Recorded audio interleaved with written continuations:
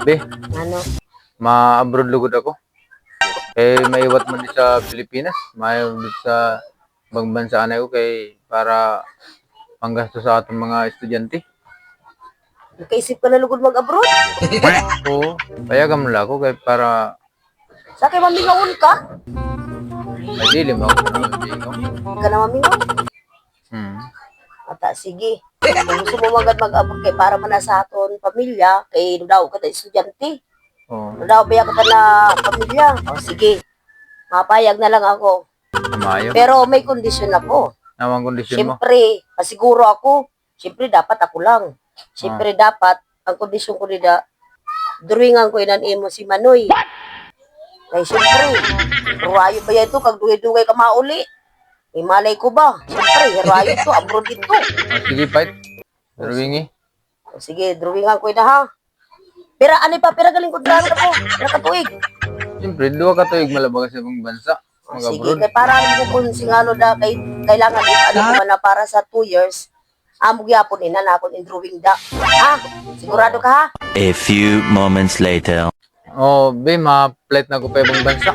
Umakat ko ka na. Oo. Seryoso ka, 100% ha? O, sige. Oo.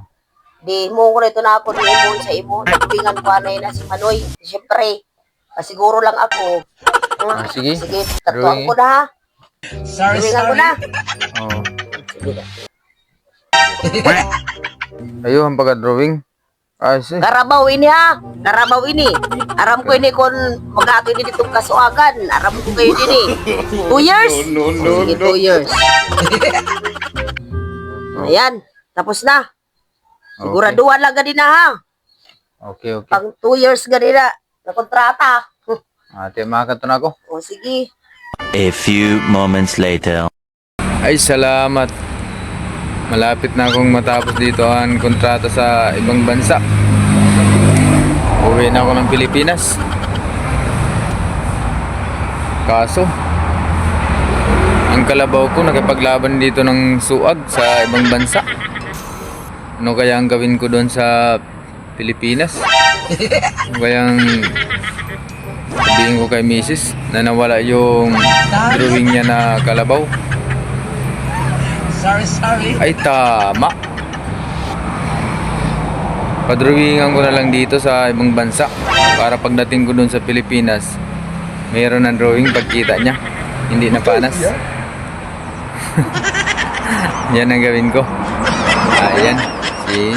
Madali lang solusyon pala. Di na. Padrawingan ko na lang. A few moments later. Adi ka na gali. Adi ka na. Kabot ko pa lang din kahali. Iwan ka man sa balay. Merkado. Amo?